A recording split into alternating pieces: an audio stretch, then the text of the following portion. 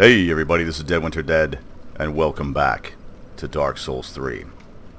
I want to do a quick tips and tricks video on a creature that shows up in Cathedral of the Deep. We are, of course, at the Cleansing Chapel.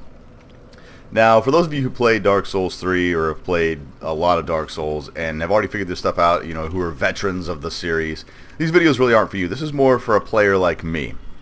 Someone who's new to the series and hasn't figured a lot of stuff out, hasn't seen a lot of spoilers, someone who's just kind of figuring this stuff out as you go. Because it's not always obvious in Dark Souls games what the hell you're supposed to do. Sometimes it takes a little bit of trial and error, a little bit of experimentation in order to get things just right. And for those of you who have been playing Dark Souls games forever and ever, you kind of already you know the ropes. You know that it takes this. So, this particular creature we're looking at is called I believe it's called the grub. It's like a grub-infested creature, basically made out of maggots.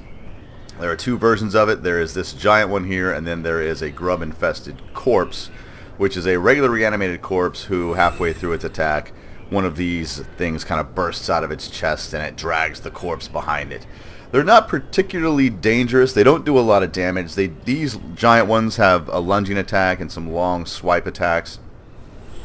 But what's dangerous about them is they move really fast, they're aggressive, and they have a bleed effect.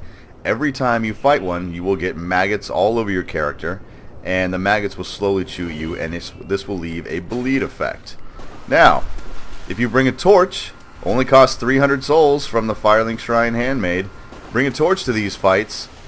You can burn all the maggots off of your character. But what you can also do is stun lock these things. See how aggressive it is? It's not doing a lot of damage. But if I use the torch, you stun lock it, and you're able to actually take them down quite easily. Let's go ahead and check out this second one. Now, like I said, they do have that lunging attack, which does knock you on the ground, which kind of puts them in a good position to sort of get on you, kind of get over top of you, and start using those heavy, heavy swipes.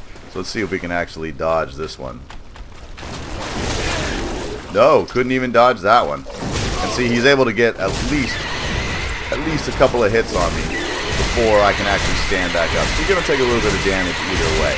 Now, if you're a pyromancer or you have a fire-infused weapon, that will also work just fine. If you've got fire bombs, that will probably work as well. But the torch is cheap. It's an item that you can't really run out of, and it's also something that you can just carry along. It's also good for just burning the maggots off of your body. As you see, I was able to dodge that one, stun lock him, take him down quite easily, and there you go. So remember, for a quick 300 souls, you can go buy yourself a torch, stun lock these creatures, and it's not really obvious that it's something that you can do because no one really tells you, hey, these maggots are susceptible to fire. Hope you guys enjoyed this little noob's tips and tricks on Dark Souls 3. My name is Dead Winter Dead. Thanks for watching.